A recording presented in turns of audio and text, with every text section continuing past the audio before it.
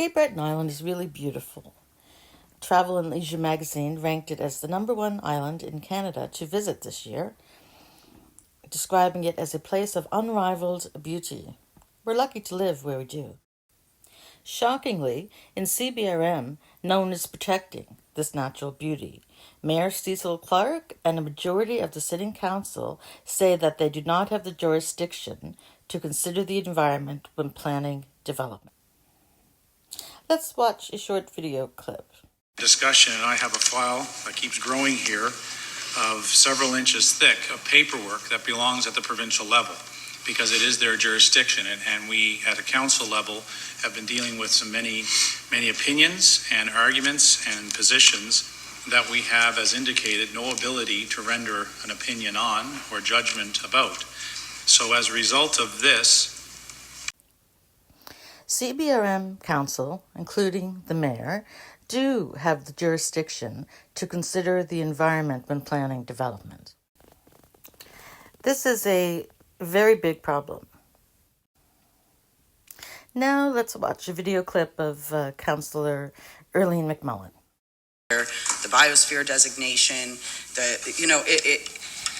it's very, very difficult. And I think the goal in this whole thing is for a discussion with our First Nations communities, and we all want that to happen. That's no question. We want them to be involved.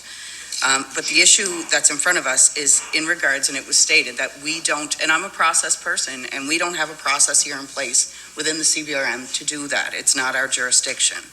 And as a council, I don't think any one of us council members can go around here and deem that something is an environmental hazard.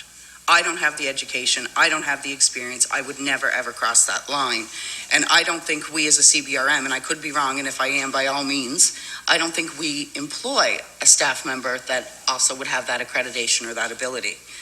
And there's obviously a reason for that. It's not our jurisdiction.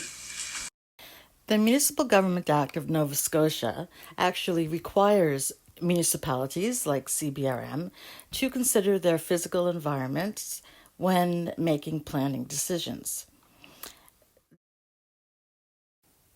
This video is getting too long. I will make a part 2. Here's one last video clip. He made an application to get a zoning amendment.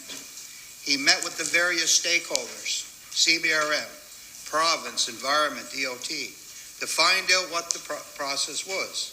He went forward understanding what was required and invested significant money, in advance of all this. The CBRM would likely be liable, in my opinion,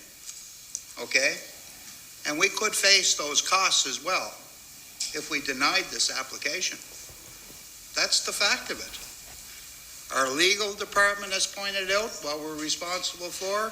Our director of planning, Karen, you pointed it out. It's all before us. So for me, if you're for or against, and believe me, Ivan, I don't want to kill the oysters. Think of it this way. If you wanted to develop land in CBRM and you went to ask the Nova Scotia provincial government if you could, they would tell you to ask CBRM because it is CBRM's decision.